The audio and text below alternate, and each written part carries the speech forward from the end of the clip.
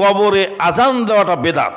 পরে আশ্চর্য হলাম যে পৃথিবীতে কেউ মানুষ দাফন করে কবরে কি আজান দেয়? রেজবিদের এক গ্রুপ আছে যারা আজান দিয়ে কবরে লাশ রেখে তারপর তারা আজান দেয়। আমাদের উল্লেখযোগ্য ফিতনা যেটা, সেটা হলো নির্বাচন, গণতান্ত্রিক নির্বাচন। এদেশের লক্ষ লক্ষ কোটি কোটি মানুষ বোঝে না যে গণতন্ত্র কি জিনিস। জাতীয়তাবাদ, ধর্মনিরপেক্ষতাবাদ, গণতন্ত্র, সমাজতন্ত্র, এই চারটা কুফুরি মতবাদের উপর এই দেশের সংবিধান সাজানো। জনগণ সকল ক্ষমতার উৎস। আল্লাহ বলেন ফাআলুল লিমা ইউরিদ, আল্লাহ যা ইচ্ছা তাই করে। আর একটা কুফুরি মতবাদ হলো মেজরিটি মাস্ট বি গ্রান্টেড, লিল আকসারে হুকমুল কুল, অধিকাংশের রায় হলো চূড়ান্ত। আহলে হাদিস মার্কাজ কুমিল্লা সঠিক দিন প্রচারের এক অনন্য মাধ্যম।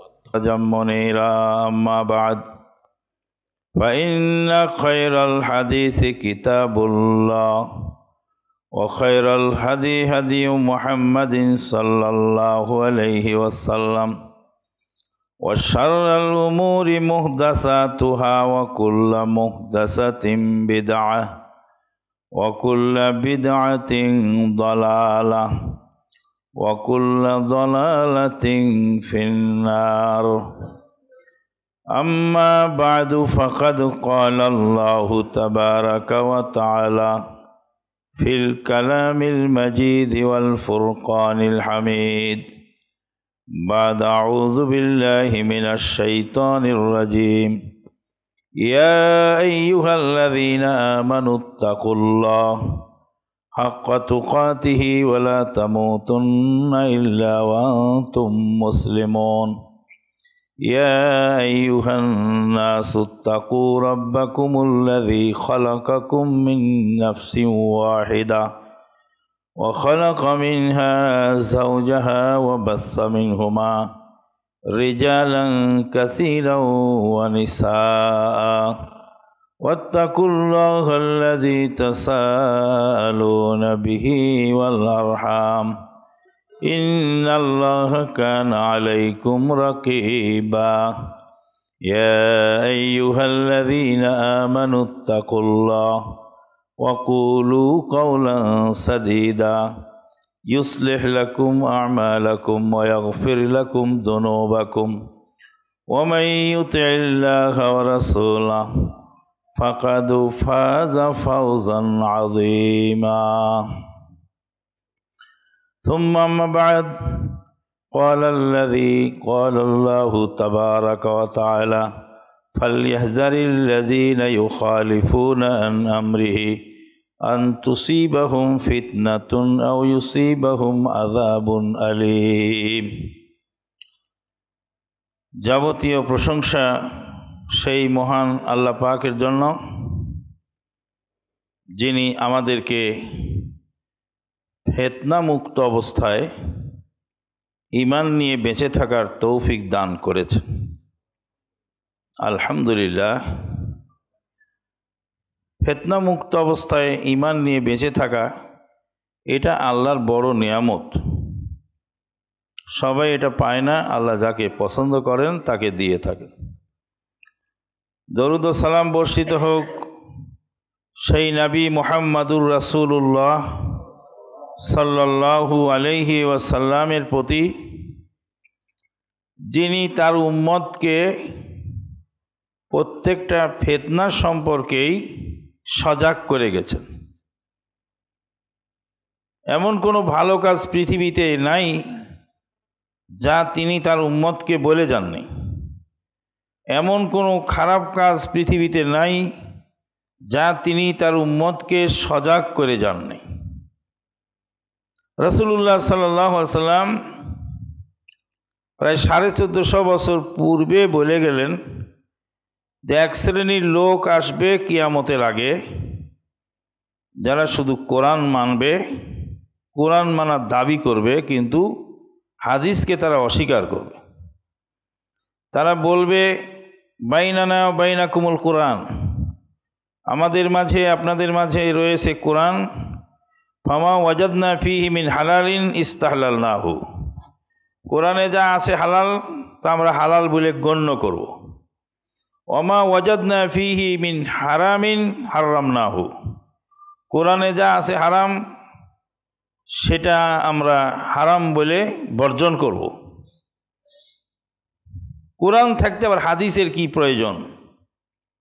আলা ইন্নি উতিতুল কোরআন ওয়া মিসলুহু মাহু, সাবধান, আমাকে কোরআন দেওয়া হয়েছে এবং কোরআনের সাথে তারই মতো আরও কিছু দেওয়া হয়েছে। এখন আপনারা দেখতে পাচ্ছেন বিভিন্ন লোক, তারা কোরআন মানার দাবিদার, যাদেরকে লোকেরা বলছে আহলে কোরআন, কিন্তু আহলে কোরআন তো তারা নয়, তারা হলো মুনকেরিনে হাদিস, হাদিসকে অস্বীকারী। কোরআন যদি মানতো তারা, তাহলে হাদিসকে অস্বীকার করতো না। কারণ আল্লাহ পাক কোরআনে বলেছেন আতিউল্লাহ ওয়া আতিউর রাসূলা ওয়া উলিল আমরি মিনকুম, তোমরা আল্লাহর আনুগত্য করো, রাসূলের আনুগত্য করো, আর তোমাদের নেতৃস্থানীয় ব্যক্তিদের আনুগত্য করো। রাসূল সাল্লাল্লাহু আলাইহি ওয়াসাল্লামের যে আনুগত্য করতে হবে এটা তো কোরআনেই আল্লাহ বললেন। তারপরে অন্য আয়াতে আল্লাহ বললেন ফালা ওয়ারাব্বিকা লা ইউমিনুন হাত্তা ইউহাক্কিমুকা ফীমা শাজারা বাইনাহুম সুম্মা লা ইয়াজিদু ফি আনফুসিহিম হারাজাম মিম্মা কাযাইতা ওয়া ইউসাল্লিমু তাসলিমা। কশ্চিনকালেও নয় তোমার প্রভুর কসম, যারা তোমাকে বাদ দিয়ে তাদের বিবাদিত বিষয়ে তোমাকে ফয়সালাকারী হিসাবে মানে না, তারা কশ্চিনকালেও ঈমানদার নয়। সম্মানিত উপস্থিতি, আল্লাহর প্রশংসা এবং তার নবীর উপরে দরুদ পেশ করার পরে আমরা শুকরিয়া জানাচ্ছি ওই সমস্ত ভাইদের, যাদের ওসিলায় কুমিল্লা শহরের প্রাণ কেন্দ্রে শাসনগাছা বাস স্ট্যান্ড সংলগ্ন, কুমিল্লা রেল স্টেশন সংলগ্ন এই আহলে হাদিস মার্কাজ, যেই মার্কাজের তাওহীদের বাণী, কোরআন সুন্নাহর বাণী, যার ফোকাস গোটা বিশ্বে ছড়িয়ে পড়ছে, আলহামদুলিল্লাহ। নবী সাল্লাল্লাহু আলাইহি ওয়াসাল্লাম বলেন লা ইয়াশকুরিল্লাহ মান লা ইয়াশকুরিন নাস, যারা মানুষের শুকরিয়া আদায় করে না তারা আল্লাহর শুকরিয়া আদায় করতে পারে না। মানুষের সামান্য অবদানের শুকরিয়া যারা করে না তারা আল্লাহ পাকের বিশাল নিয়ামতের শুকরিয়া আদায় করতে পারে না। এই জন্য মানুষের শুকরিয়াটাও প্রয়োজন। যাদের ওসিলায়, যাদের টাকায়, যাদের অর্থায়নে, যাদের পরামর্শে, যাদের শক্তি ও শ্রমে, যারা যাদের মেধা ও বুদ্ধিমত্তায় এই মার্কাজ গড়ে উঠেছে, আল্লাহ পাক তাদেরকে পরকালের নাজাতের ওসিলা হিসাবে তা গ্রহণ করুন। মার্কাজের কাজ তো শেষ হয়নি, আরও অনেক কাজ বাকি আছে। গাড়িটা ওখানে রেখে পায়ে হেঁটে আসতে হলো। আমি একজন মুসাফির, মুসাফিরের দোয়া আল্লাহর দরবারে কবুল হয়, নবী সাল্লাল্লাহু আলাইহি ওয়াসাল্লাম বলেছেন। সুদূর ময়মনসিংহ থেকে রাতে রওনা দিয়ে আস্তে আস্তে এখন এই কুমিল্লার শাসনগাছায় আল্লাহ পৌঁছার তৌফিক দিলেন। তো এখন যে এসে পৌঁছলাম, ক্লান্ত শ্রান্ত শরীর, লং জার্নি, প্রাইভেট কার দেখে আল্লাহ বাঁচিয়েছেন। বাসে আসতে থাকলে জুমার খুতবা পার হয়ে যেত, পৌঁছা যেত না। যানজটের ভিতরে প্রাইভেট কার, ময়মনসিংহের রাস্তায়ও যানজট, এ রাস্তায়ও যানজট। বহু কষ্ট করে আসার পরে গাড়িটা ওখানে রেখে পায়ে হেঁটে আসতে তো মন চায় না, তারপরেও তো আসতে হলো। যাদের হাতে আল্লাহ ক্ষমতা দিয়েছেন, আমি এই খুতবার মেম্বার থেকে তাদের কর্ণকুহুরে এই মুসাফিরের আওয়াজটা যদি পৌঁছে যায় যে কোনোভাবে, হয়তো পৌঁছতেও পারে। আল্লাহ যদি পৌঁছার ব্যবস্থা করে দেন, যাদের হাতে ক্ষমতা আছে তারা যদি এই মার্কাজের জন্য একটা রাস্তার ব্যবস্থা করেন, যেই রাস্তায় কিয়ামত পর্যন্ত সকল মুসাফির আসবেন, আর এই রাস্তা যারা দিবেন, যারা সহযোগিতা করবেন তাদের জন্য দোয়া করবেন, আর এই দোয়ার ওসিলায় অবশ্যই আল্লাহ পাক তাদেরকে ভালো কিছু দিবেন। নবী সাল্লাল্লাহু আলাইহি সাল্লাম বলেছেন, মান তারাকা শাইয়ান লিল্লাহ, যে ব্যক্তি কোনো জিনিস ছেড়ে দিল, কোনো স্বার্থ ছেড়ে দিল আল্লাহর সন্তুষ্টির জন্য, আউয়াদাল্লাহু আহসানা মিনহু, আল্লাহ পাক তাকে তার সে উত্তম কিছু দিয়ে বদলা দিয়ে দেন। আপনি যদি সামান্য একটু রাস্তা ছেড়ে দেন হাজার হাজার মুসাফিরের জন্য, হাজার হাজার মুসল্লির জন্য, কিয়ামত পর্যন্ত যত মুসল্লি আসবে এখানে, মসজিদ মাদ্রাসা তো কিয়ামত পর্যন্ত থাকবে ইনশাআল্লাহ, কোটি কোটি মুসাফির এই রাস্তা দিয়ে চলাচল করবে, আল্লাহ পাক তার সে উত্তম কিছু দিয়ে দিবেন। আমরা দুনিয়াতেও দেখতে পাই যে মানুষ যখন রাস্তা দিয়ে দেয় তখন সেই জায়গাটার ভ্যালুয়েশন অনেক বেড়ে যায়। এরা দুনিয়াবি নগদ পাওনা, রাস্তা হলেই ভ্যালুয়েশন বেড়ে যায়। আপনি বলবেন আমার তো মেন রোডের রাস্তা আছেই, সাইড দিয়ে আপনি আরেকজনকে ভিতরে ঢোকার সুযোগ দিলেন, তাহলে একদিকে রাস্তাওয়ালা প্লট আর দুই দিকে রাস্তাওয়ালা প্লট দাম কি এক? দুই দিকে যখন রাস্তা থাকবে তখন দেখা যাবে যে একদিক রাস্তাওয়ালা প্লটের যে মূল্য, দুই দিক রাস্তাওয়ালা প্লটের মূল্য তার চেয়ে অনেক বেশি হয়ে যায়। নবী সাল্লাল্লাহু আলাইহি সাল্লামের যে হাদিস, যে আল্লাহর ওয়াস্তে যদি কিছু ছেড়ে দেয় আল্লাহ পাক তার চেয়ে উত্তম কিছু তাকে দান করেন। সম্মানিত উপস্থিতি, আজকের খুতবার বিষয়বস্তু ফিতনা।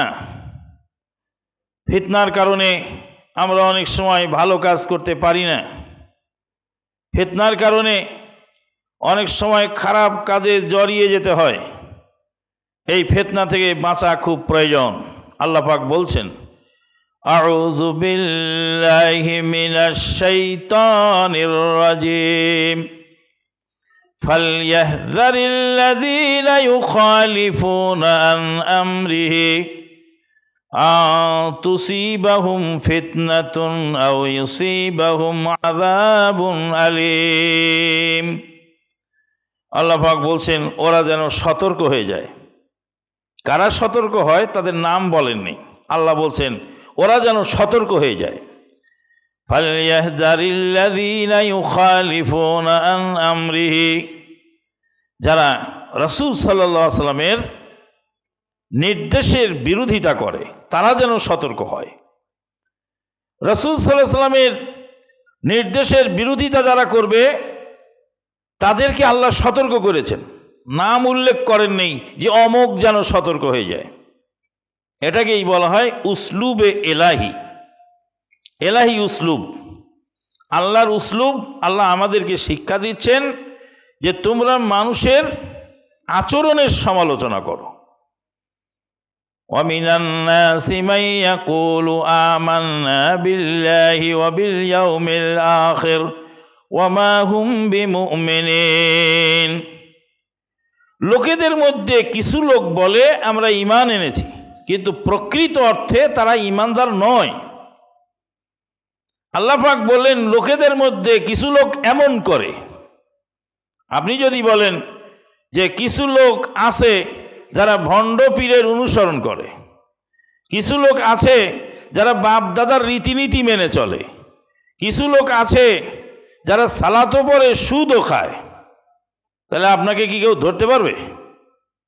আর যদি বলেন অমুক লোক সালাতও পড়ে সুদও খায়, তো সুদ করে এসে আপনাকে ধরবে, এই তুমি আমার নাম বলে এইসব বলছো কেন? আমি সুদ খাই, আমার ব্যাপার, তুমি কেন আমার নাম বলবা?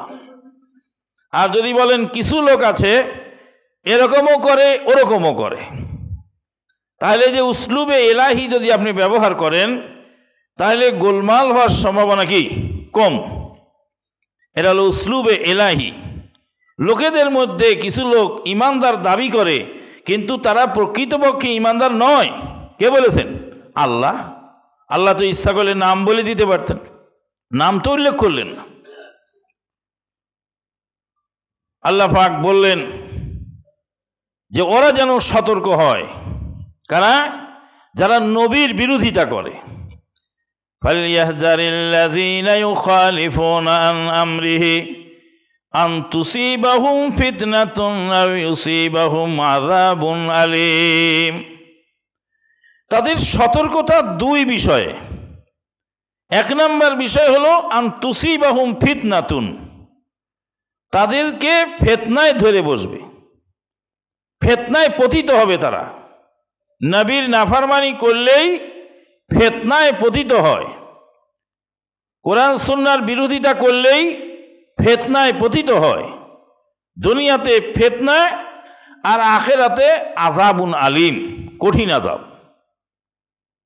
নবী সাল্লাল্লাহু আলাইহি সাল্লামের সাহাবায়ে কেরাম তো নবীর বিরোধিতা করেন না। নবী সাল্লাল্লাহু আলাইহি সাল্লামের সাহাবায়ে কেরামগণ নবীর নাফরমানি করেন না, কিন্তু উহুদের যুদ্ধে একটি নির্দেশকে মানতে গিয়ে তারা নবী সাল্লাল্লাহু আলাইহি সাল্লামের নির্দেশকে নিজের বুঝ মতো বুঝতে গিয়ে নবী সাল্লাল্লাহু আলাইহি সাল্লাম বললেন, এই জায়গায় তোমরা দাঁড়িয়ে থাকো, খবরদার এখান থেকে আর সরে যেও না, দ্বিতীয় নির্দেশ পাওয়ার আগ পর্যন্ত। দ্বিতীয় নির্দেশ পাওয়ার আগ পর্যন্ত এখান থেকে সরবে না। তারপরে কিছু সাহাবী বুঝলেন যুদ্ধ জয়যুক্ত হয়ে গেছে, কাফেররা পালিয়ে চলে গেছে, ময়দান খালি হয়ে গেছে, তো এখন এখানে খালি ময়দান পাহারা দেওয়ার কি প্রয়োজন? সেনাপতি যিনি ছিলেন তিনি বলেন, না, তুমি তোমার বুঝ মতো বুঝলে হবে না, এখানেই দাঁড়িয়ে থাকো, পরবর্তী নির্দেশ আসার আগ পর্যন্ত এখান থেকে নড়া যাবে না। সাহাবায়ে কেরামগণ দুই ভাগে বিভক্ত হলেন। কিছু সাহাবী ওখান থেকে সরে গেলেন, আর কিছু সাহাবী ওখানেই দাঁড়িয়ে রইলেন। খালিদ ইবনুল ওয়ালিদ রাদিয়াল্লাহু তাআলা আনহু তখনও ইসলাম গ্রহণ করেননি, যার পাথরের আঘাতে নবী সাল্লাল্লাহু আলাইহি সাল্লামের দাঁত ভেঙেছিল। জীবন কুরবান করে দিয়েছে, পরে ইসলামের জন্য সব কিছু দিয়েছে, কিন্তু উহুদের যুদ্ধে তিনি নবীর মুখামুখি ছিলেন। তার নাম খালিদ ইবনুল ওয়ালিদ রাদিয়াল্লাহু তাআলা। তিনি তার সোলজার নিয়ে মক্কার দিকে পালিয়ে যাওয়ার সৈন্য নিয়ে আবার ঘুরে আসলেন। ঘুরে এসে পিছন দিক থেকে অ্যাটাক করে নবী সাল্লাল্লাহু আলাইহি সাল্লামের মাথার যে শিরস্ত্রাণ ওটা ভেঙে গেল। ভেঙে যে কিছু অংশ মাথার মধ্যে ঢুকে গেল, কপালে ঢুকে গেল।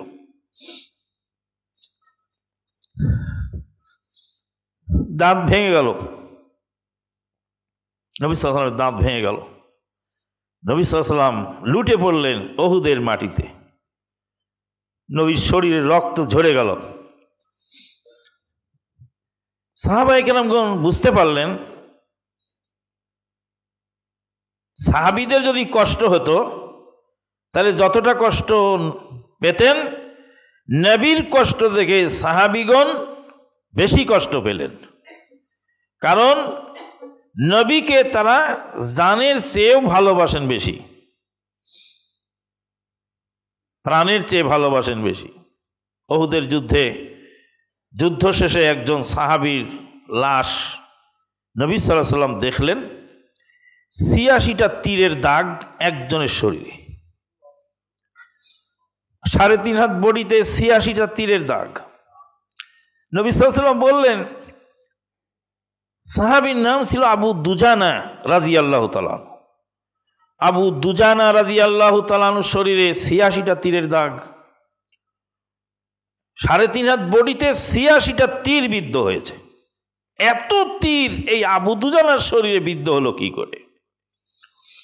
সাহাবায়ে কেরামগণ বলেন, ইয়া রাসূলুল্লাহ সাল্লাল্লাহু আলাইহি সাল্লাম, এই আবু দুজানা আপনার সামনে ছিলেন যুদ্ধের ময়দানে,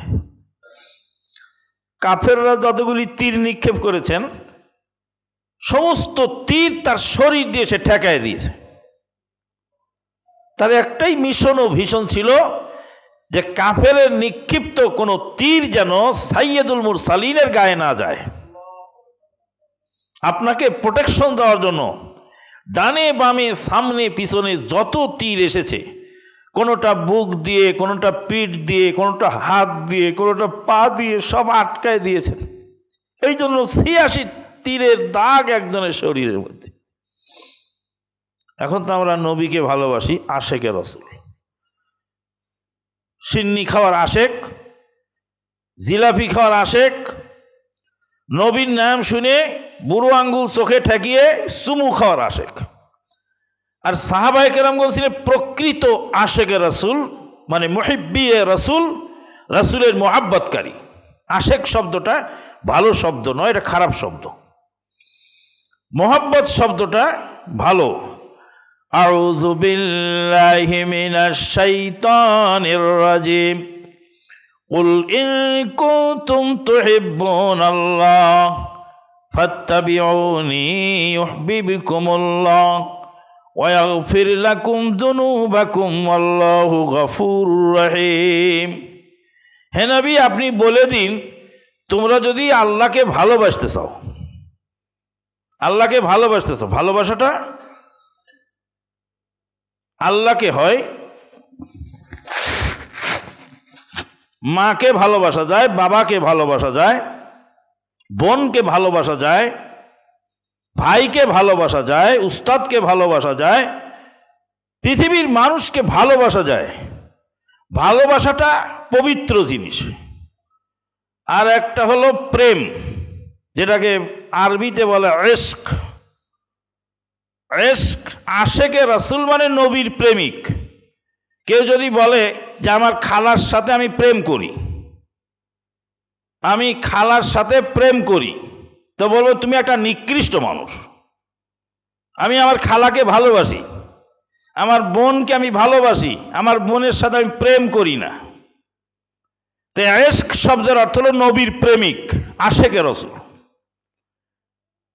আশেকে এলাহি মানে নবীর প্রেমিক, আল্লাহর প্রেমিক। তা আল্লাহর সাথে প্রেম হয় না, আল্লাহর সাথে হয় ভালোবাসা। নবীর সাথে প্রেম হয় না, নবীর সাথে হয় ভালোবাসা। ভালোবাসার মধ্যে যখন যৌনটা ঢোকে, ভালোবাসার সাথে যৌন আকাঙ্ক্ষা থাকে, ওটার নাম প্রেম। আর ওটার নাম হলো ইশক, আশেক আর মাশুক। নাউজুবিল্লাহ মিন যালিক। সারা জীবন আল্লাহর সাথে প্রেম করে, তারপর যখন মারা যায় তখন সেই আল্লাহর সাথে বাসর হয়। এই জন্য তার নাম হলো ওরুস। এই যে ওরুস করে না, ওরস, ওরস মোবারক, এই ওরুস মানে হলো বাসর ঘর। হাদিসে আসছে নাম কানাউমাতিল আরুস। কবরের প্রশ্নের উত্তর যারা দিতে পারবে তাদেরকে বলা হবে আল্লাহর তরফ থেকে, বাসর রাত্রিতে যেইভাবে নবদুলহা নবদুলহি ঘুমায়, তোমরা ওইভাবে ঘুমাও। সারা জীবন আল্লাহর সাথে প্রেম করে, যখন আল্লাহর সাথে মিলন হয়, মানে সাক্ষাৎ হয় মরার পরে, তখন সেটা হয় আরুস, মানে বাসর ঘর। আল্লাহর সঙ্গে বাসর হয়, এই জন্য এখানে তারা ওরস করে। নাউজুবিল্লাহ মিন যালিক। যে সুফিবাদী বিশ্বাস ও দর্শন এত ভয়ানক এবং এত কঠিন।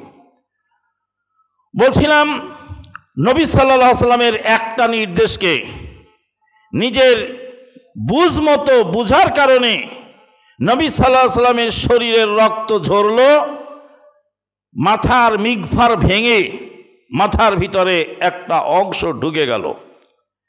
আলী রাদিয়াল্লাহু তাআলা দাঁত দিয়ে কামড় দিয়ে নবী সাল্লাল্লাহু আলাইহি সাল্লামের মাথার ভিতর থেকে সেই মিগফারের ভাঙা অংশ বের করে ফেললেন। ফিনকি দিয়ে রক্ত ছুটল। সহিহ মুসলিমের হাদিস আসছে, তোমরা কি জানো সেদিন নবীর চিকিৎসার জন্য কি ছিল? আলী রাদিয়াল্লাহু তাআলা ঢালে করে তলোয়ার পানি আনছিলেন, আর ফাতেমা রাদিয়াল্লাহু তাআলা নবীর চেহারা মোবারক ধুয়ে দিচ্ছিলেন রক্ত। চাটাই পুড়িয়ে ছাই বানিয়ে, মুসলিম শরীফের হাদিস বলছি, চাটাই পুড়িয়ে ছাই বানিয়ে সেই ছাই নবী সাল্লাল্লাহু আলাইহি সাল্লামের কপালে লাগিয়ে দিয়ে ব্যান্ডেজ করে দেওয়া হলো। সাইয়্যিদুল মুরসালিনের চিকিৎসা হচ্ছে চাটাই পুরানো ছাই। মুসলিম শরীফের হাদিসে বলছে, তোমরা কি জানো সেদিন মেডিসিন হিসাবে কি দেওয়া হয়েছিল? সেদিন মেডিসিন হিসাবে চাটাই পুড়িয়ে ছাই নবী সাল্লাল্লাহু আলাইহি সাল্লামের কপালে লাগিয়ে ব্যান্ডেজ করে দেওয়া হয়েছিল। সম্মানিত উপস্থিতি, আল্লাহ নবীর খেলাফ করার কারণে আযাব, গজব, ফিতনা, ফাসাদ দুনিয়াতে যা আসে সব নবীর এবং আল্লাহর খেলাফ করার কারণে আসে। আজকে আমরা প্রতিনিয়ত এই নবী এবং রাসূলের ফিতনা করছি, আর যারা হাদিস কুরআন মানেন তাদেরকে বলা হয় ফিতনাবাজ। ফিতনা করবেন না, ফিতনাবাজি করবেন না। ফিতনা আগাছার মতো জন্মায় প্রত্যেক যুগে যুগে, কালে কালে। আগাছা যেমন কাটতে হয় না, আগাছা যেমন বুনতে হয় না, পরিচর্যা করা লাগে না, আগাছা এমনি হয়। আমার বাড়ির উঠানে আগাছা হয়, 200 টাকা দিয়ে লেবার নিয়ে কেটে দিই, কয়েকদিন পরে আবার হয়, কয়েকদিন পরে আবার কাটি, কয়েকদিন পরে আবার হয়। কিন্তু ডালিমের গাছ লাগিয়েছি, এত পরিচর্যা, পানি দেওয়া হয়, তারপরে ডালিমের গাছ বাঁচে না, নষ্ট হয়ে যায়। যেটা উপকারী ফল গাছ, ফলজ গাছ, ঔষধি গাছ, সেটা পরিচর্যা করে বাঁচানো যায় না, মরে যায়। 3 বার লাগাবার পরে একবার হয়, কিন্তু আগাছা এমনি জন্মে। তো ফিতনা এমনি জন্মে। ফিতনা বুনতে হয় না, লাগাতে হয় না, পরিচর্যা করা লাগে না। যুগে যুগে, কালে কালে ফিতনাটা নতুন আঙ্গিকে ধরা দেয়। বহুদিন আগে নাসিরউদ্দিন আলবানী রাহিমাহুল্লাহর কেতাবে পড়েছিলাম যে মানুষ দাফন করার পরে কবরে আজান দেওয়াটা বেদাত। তা আমি পড়ে আশ্চর্য হলাম যে পৃথিবীতে কেউ মানুষ দাফন করে কবরে কি আজান দেয়? এটা আবার কোন মাসলা আসলো এখানে? পরে আমি জানতে পারলাম রেজবিদের এক গ্রুপ আছে যারা আজান দিয়ে কবরে লাশ রেখে তারপর তারা আজান দেয়। তার মানে ফিতনা এক এক যুগে এক এক আকার ধারণ করে, আর নতুন করে সেই ফিতনাগুলি মানুষের সামনে চলে আসে। এখন সামনে আমাদের উল্লেখযোগ্য ফিতনা যেটা, সেটা হলো নির্বাচন, গণতান্ত্রিক নির্বাচন। এদেশের লক্ষ লক্ষ কোটি কোটি মানুষ বোঝে না যে গণতন্ত্র কি জিনিস। জাতীয়তাবাদ, ধর্মনিরপেক্ষতাবাদ, গণতন্ত্র, সমাজতন্ত্র, এই 4টা কুফুরি মতবাদের উপর এই দেশের সংবিধান সাজানো। এই দেশের সংবিধান 4টা মতবাদের উপর, সমাজতন্ত্রবাদ, জাতীয়তাবাদ, ধর্মনিরপেক্ষতাবাদ এবং গণতন্ত্র। গণতন্ত্র কি জিনিস? গণতন্ত্রের 2টা মূলনীতি। একটা মূলনীতি হলো জনগণ সকল ক্ষমতার উৎস। নাউজুবিল্লাহ। আল্লাহ বলেন ফাআলুল লিমা ইউরিদ, আল্লাহ যা ইচ্ছা তাই করেন। আল্লাহ পাক সকল ক্ষমতার উৎস, আর এখানে জনগণের হাতে সকল ক্ষমতার উৎস ছেড়ে দেওয়া হয়েছে। এটা একটা কুফুরি মতবাদ। আর একটা কুফুরি মতবাদ হলো মেজরিটি মাস্ট বি গ্রান্টেড, লিল আকসারে হুকমুল কুল, অধিকাংশের রায় হলো চূড়ান্ত। গণতন্ত্রের সংজ্ঞা হলো আব্রাহাম লিঙ্কনের এই প্রতিষ্ঠিত গণতন্ত্রের সংজ্ঞা হলো democracy is government of peoples, by the peoples, for the peoples. Democracy হলো জনগণের ক্ষমতা, জনগণের দ্বারা, জনগণের জন্য। আরবিতে সংজ্ঞা হলো হুকমুশ শাবে লিশাবে বিশাব, আরবিতে সংজ্ঞা হলো হুকমু সাবে লিসাবে বিসাব, জনগণের ক্ষমতা, ক্ষমতার মালিক কে? আল্লাহ। আউযু বিল্লাহি মিনাশ শাইতানির রাজিম। কুলিল্লাহুম্মা মালিকাল মুলকি তুতিল মুলকা মান তাশা ওয়া তানজিউল মুলকা মিম্মান তাশা ওয়া তুইজ্জু মান তাশা ওয়া তুযিল্লু মান তাশা বিয়াদিকাল খায়র ইন্নাকা আলা কুল্লি শাইইন কাদির। হে আল্লাহ, হে নবী, আপনি বলে দিন, হে আল্লাহ, আপনি সকল ক্ষমতার অধিকারী, যাকে ইচ্ছা ক্ষমতা দান করেন, যাকে ইচ্ছা ক্ষমতা ছিনিয়ে নেন। সম্মানিত উপস্থিতি, অধিকাংশ রায় চূড়ান্ত। এই সহজ কথাটা যে লোক বোঝে না, তাকে বুঝাবার কোনো ভাষা আমাদের কাছে নেই। অধিকাংশ রায় চূড়ান্ত। নবী সাল্লাল্লাহু আলাইহি ওয়াসাল্লাম যখন উহুদের যুদ্ধে গেলেন, বদরের যুদ্ধে, আল্লাহর নবীর সঙ্গে 313 জন আর আবু জাহেলের সঙ্গে 1000। তেন আবু জাহেলের লোক বেশি আর নবীর লোক কম, তাহলে কারটা ঠিক? গণতন্ত্রের প্রশ্নে আবু জাহেলেরটা ঠিক আর নবীরটা বেঠিক, নাউজুবিল্লাহ মিন যালিক।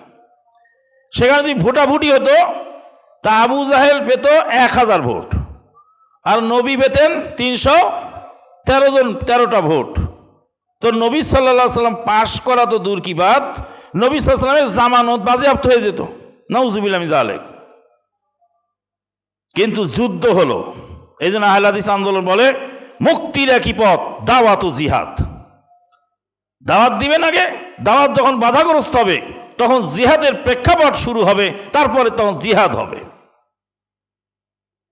জিহাদের প্রেক্ষাপট শুরু হওয়ার আগেই জিহাদের ঘরের নামটা পড়ার সুযোগ নেই।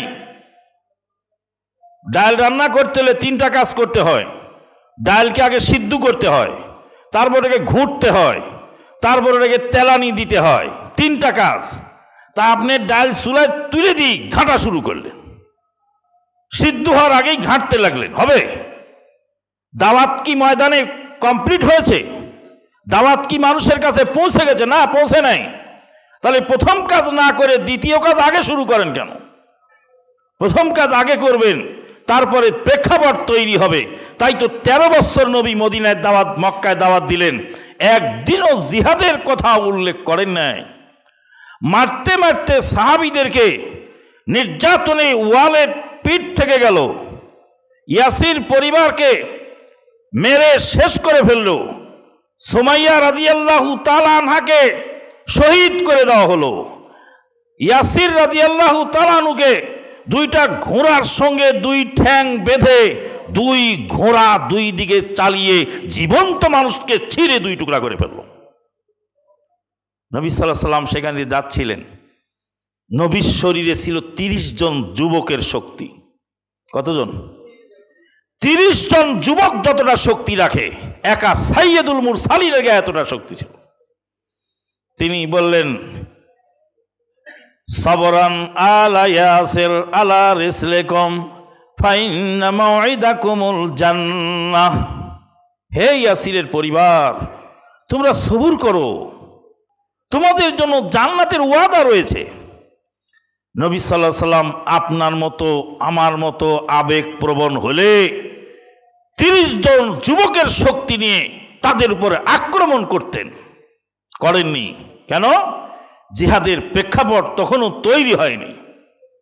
মক্কা থেকে হিজরতে গেলেন মদিনায়, মদিনায় গিয়ে জিহাদের প্রেক্ষাপট তৈরি হলো, তারপরে সেখানে তিনি জিহাদের ঘোষণা দিলেন। কামিন ফিয়াতিন কালিলাতিন গালাবাত ফিয়াতান কাসীরাতাম বিইযনিল্লাহ। উহুদের যুদ্ধ, বদরের যুদ্ধে সাহাবায়ে কেরামগণ জয়যুক্ত হয়ে গেলেন আর কাফেরেরা পরাস্ত হলো। 70 জন কাফের নিহত হলো, 14 জন সাহাবী শহীদ হলেন। 14 জন সাহাবী শহীদ হলেন, 70 জন কাফের নিহত হলো। আল্লাহ নবী সাল্লাল্লাহু আলাইহি সাল্লাম কাফেরের লাশগুলি বদরের কুয়ার মধ্যে ফেলে দিয়ে বলে, এ কাফেরের দল, আল্লাহ যে ওয়াদা করেছিলেন ওয়াদা কি ঠিক আছে? তো পেয়েছো তোমাদের পাওনা। সম্মানিত উপস্থিতি, তাহলে সংখ্যা গরিষ্ঠ জনগণ কুফুরির পক্ষে, তাহলে আপনার পক্ষের লোক তো বেশি হবে না। আলজেরিয়ায় যখন ইসলামিক সালভেশন ফ্রন্ট ক্ষমতায় যাচ্ছে নির্বাচনে, তখন নাসিরউদ্দিন আলবানী রাহিমাহুল্লাহর কাছে তারা চিঠি পাঠালেন। নাসিরউদ্দিন আলবানী রাহিমাহুল্লাহকে বললেন, আমরা ইসলামিক সালভেশন ফ্রন্ট নির্বাচনে যাচ্ছি। নাসিরউদ্দিন আলবানী রাহিমাহুল্লাহ বললেন, গণতান্ত্রিক পার্লামেন্টে নির্বাচনে যায় কি করবা? কয় আমাদের দাবি জাতীয় সংসদে পেশ করব। রাস্তায় রাস্তায় বলে কাজ নাই, জাতীয় সংসদে দাবি পেশ করব।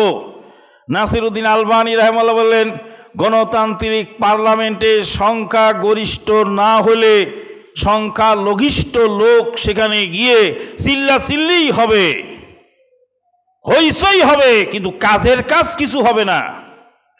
বলে আমরা তো বিগত কয়েকটা সদস্য পেয়েছিলাম, পার্লামেন্টে গিয়ে কথা বলেছি, কথা বলে লাভ করেছো কি? পার্লামেন্টে ঢুকার আগে মাথা নিচু করে কুফুরি মেনে নিয়ে ঢুকতে হয় সেখানে।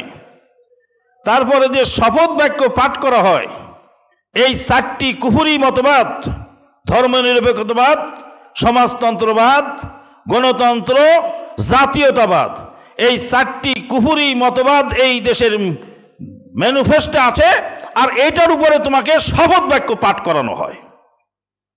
তাহলে কুফুরি করে, কুফুরির সাথে জড়িত হয়ে তুমি ইসলাম কায়েম করার ধান্দা করো কি করে? তারপরে হিন্দু প্রার্থী দিয়েছে, হিন্দু প্রার্থী ইসলামী দলে, আর ভণ্ড মুফতি, সেই মুফতি ভণ্ড মুফতি, যার সম্পর্কে আমি বহু আগে বলেছিলাম ওকে পাবনার পাগলাগারদে ভর্তি করো।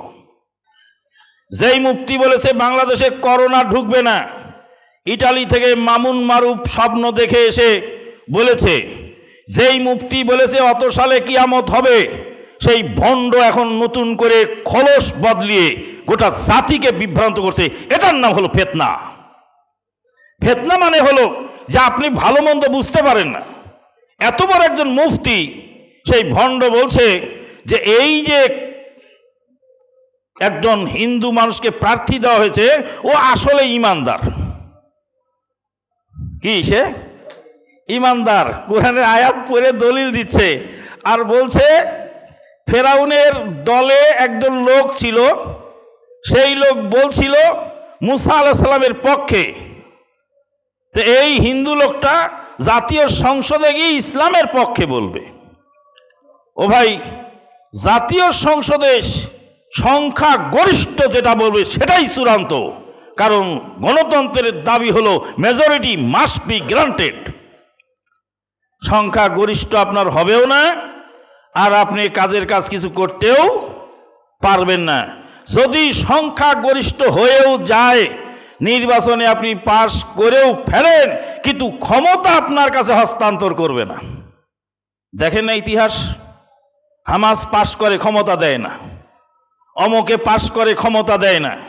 আমাদের দেশে স্বাধীনতা উত্তরকালে শেখ মুজিবুর রহমান সাহেবের নেতৃত্বে অসংখ্য পার্লামেন্ট সদস্য তারা পেয়েছিলেন, সংখ্যা গরিষ্ঠতা লাভ করেছিলেন।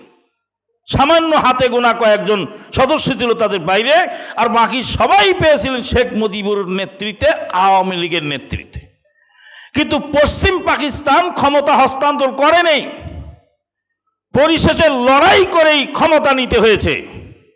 তার মানে আপনি নির্বাচনে পাশ করলেও আপনাকে দেবে না। এই সহজ কথাটা আপনি বোঝেন না, আর আপনি মানুষকে বিভ্রান্ত করে গোটা জাতি বিভ্রান্ত তো হয়েছে। আহলে হাদিস জামাতের একটা খণ্ডকে ইতিমধ্যেই বিভ্রান্ত করতে সক্ষম হয়ে গেছে। আহলে হাদিসদের মধ্যে ওই কথাই বলছে। আর একজন ফতোয়া দিচ্ছে যে আমরা নারীকে বিয়ে করি নারীর ফিতনা থেকে বাঁচার জন্য। বিয়ে করেন কেন? ফিতনা থেকে বাঁচার জন্য। কিসের ফিতনা? নারীর ফিতনা। তা আমরা গণতন্ত্রের ফিতনা থেকে বাঁচার জন্য গণতন্ত্র করি। তা আমি বললাম যে আপনার এই কথাটা এইভাবে বললে ভালো হতো, যে আমরা জেনা করি নারীর ফিতনা থেকে বাঁচার জন্য। কেউ কি বলে যে আমি নারীর ফিতনা থেকে বাঁচার জন্য জেনা ব্যভিচার করি?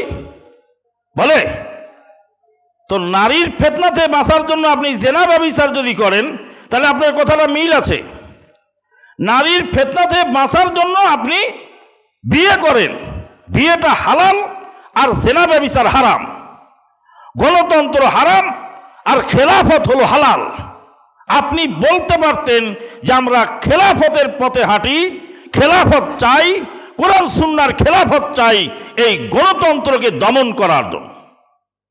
গণতন্ত্র দিয়ে গণতন্ত্র দমন করবেন, তার মানে হলো নাপাক পানি দিয়ে ওযু করলেন, শরীরের অপবিত্রতা দূর করলেন নাপাক পানি দিয়ে। কশ্চিন কালেও সেটা হতে পারে না। সম্মানিত উপস্থিতি, এক একজন মানুষ এক একভাবে এইভাবে জাতিকে বিভ্রান্ত করার চেষ্টা করছে। মানুষ বাঁচবে কি করে? আব্দুর রহমানের ফিতনা যখন এলো, আব্দুর রহমান দেখাচ্ছে কোরআনের আয়াত, এই দেখো কেতাল করলে জান্নাত, বোম ফুটালে জান্নাত, ককটেল মারলে জান্নাত। জান্নাত দেখায় দিল। জান্নাত পেয়ে যুবকেরা ছুটে চলে গেল জান্নাতের আশায়, পাগল পাড়া হয়ে গেল। আমি বললাম আব্দুর রহমানের ফিতনার চেয়ে ভয়াবহ ফিতনা আসবে কিয়ামতের আগে, কানা দাজ্জাল। আব্দুর রহমান তো জান্নাতের শুভ সংবাদ দিয়ে দিল, কোরআনের আয়াত দিয়ে দেখায়।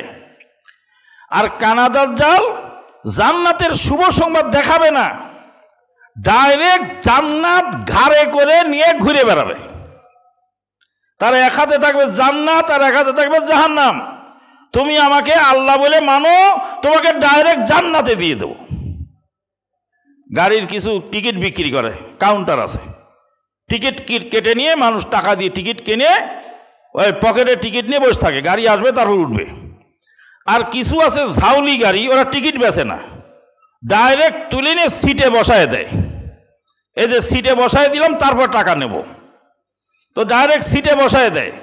তো কিছু লোক জান্নাতের সার্টিফিকেট বিক্রি করে, আর কিছু লোক ডাইরেক্ট জান্নাত বিক্রি করবে। সে কে? কানা দাজ্জাল। তো যেই লোক আজকের এই ফিতনা থেকে বাঁচতে পারে না, সেই লোক কানা দাজ্জালের ফিতনা থেকে বাঁচবে কি করে? তার জন্য বাঁচা খুব কঠিন। নবী সাল্লাল্লাহু আলাইহি সাল্লাম দোয়া করেছেন, আল্লাহুম্মা ইন্নী আউযু বিকা মিন ফিতনাতিল কবরে, আল্লাহুম্মা ইন্নী আউযু বিকা মিন আযাবিল কবরি ওয়া আযাবি জাহান্নাম ওয়া ফিতনাতিল মাসিহিদ দাজ্জাল ওয়া আউযু বিকা মিন ফিতনাতিল মাহিয়াই ওয়াল মামাত ওয়া আউযু বিকা মিনাল মাসামি ওয়াল মাগরাম। কানা দাজ্জাল কিয়ামতের আগে আসবে। আর নবী সাল্লাল্লাহু আলাইহি সাল্লাম 1450 বছর আগে কানা দাজ্জালের ফিতনা থেকে বাঁচার জন্য দোয়া করেছেন, আর আমাদেরকে শিক্ষা দিয়েছেন আমরা এই 1450 বছর পর্যন্ত তামাম পৃথিবীর মুসলিম কানা দাজ্জালের ফিতনা থেকে বাঁচার জন্য দোয়া করছেন। মরার আগ পর্যন্ত আমরা দোয়া করতে থাকবো, কিয়ামতের আগে কানা দাজ্জাল আসবে। কানা দাজ্জাল আসার আগ পর্যন্ত আমরা কানা দাজ্জালের ফিতনা থেকে আমরা আল্লাহর কাছে পানা চাইব। মরণের ফিতনা, ইমাম আহমদ বিন হাম্বল রাহিমাহুল্লাহ যখন মারা যাচ্ছেন, তখন ইবলিস শয়তান এসে বলছে, আহমদ তুমি তো আমার হাত থেকে বেঁচে গেলে, তুমি তো আমার হাত থেকে বেঁচে গেলে। ইমাম আহমদ বিন হাম্বল রাহিমাহুল্লাহর ছেলে, বড় ছেলে আব্দুল্লাহ, তিনি বাপের কানের কাছে গিয়েছেন, লা ইলাহা ইল্লাল্লাহ, কানের কাছে তালকিন দিচ্ছেন মুমূর্ষু অবস্থায়। তিনি বলছেন, না, বাদ বাদ, দেরি আছে, দেরি আছে। তখন ইমাম আহমদ বিন হাম্বলের বড় ছেলে আব্দুল্লাহ কেঁদে উঠলেন। 10 লক্ষ হাদিসের হাফেজ, মৃত্যুর সময় তার কানের কাছে লা ইলাহা ইল্লাল্লাহ বলছি, সে বলছে না না দেরি আছে। কাঁদতে লাগলেন, আল্লাহর কাছে দোয়া করতে লাগলেন। তারপরে আবার সুস্থ হয়ে গেলেন। সুস্থ হওয়ার পরে, আব্বু আপনি যখন মুমূর্ষু হয়েছিলেন তখন আমি আপনার কালেমা তালকিন দিচ্ছিলাম, তখন আপনি বলেন দেরি আছে। বলছে, বেটা তুমি যে কালেমা তালকিন দিয়েছো তা আমি শুনি নাই। ইবলিস শয়তান এসে আমার সামনে দাঁড়িয়ে বলছে, হে আহমদ তুমি তো আমার ফিতনা থেকে বেঁচে তারপরে দুনিয়া থেকে চলে যাচ্ছ। তখন আমি ইবলিসকে বললাম এখনো দেরি আছে। আমার রুহুটা বের না হওয়া পর্যন্ত আমি বুঝতে পারলাম না যে তোমার থেকে আমি বাঁচতে পেরেছি কিনা। ঈমানের হালতে আমার রুহুটা যদি বের হয় তখন আমি বুঝতে পারবো এই ইবলিস তোর হাত থেকে আমি বেঁচে গেলাম, এখনো দেরি আছে, এখনো আমি বাঁচতে পারি না। রাসূলুল্লাহ সাল্লামের জনৈক সাহাবী উহুদের যুদ্ধে শহীদ হয়ে গেলেন, এক তলোয়ার দিয়ে দ্বিখণ্ডিত করে ফেললো। সাহাবী বললেন, ফুস্তু রাব্বিল কাবা, রব্বে কাবার কসম, আমি জয়যুক্ত হয়ে গেলাম। সাহাবী বললেন, আমি জয়যুক্ত হয়ে গেলাম। সাহাবী শহীদ হলেন, নিহত হলেন, তিনি বলছেন আমি জয়যুক্ত হয়ে গেলাম কাবার রবের কসম। তার মানে হলো ঈমান নিয়ে বেঁচে থাকা সফলতা, ঈমানের হালতে মরে যাওয়া সফলতা। আল্লাহ রাব্বুল আলামিন আমাদেরকে ফিতনার হাত থেকে বাঁচার তৌফিক দান করুন। ওয়া আখিরু দাওয়ানা আনিল হামদুলিল্লাহি রাব্বিল আলামিন।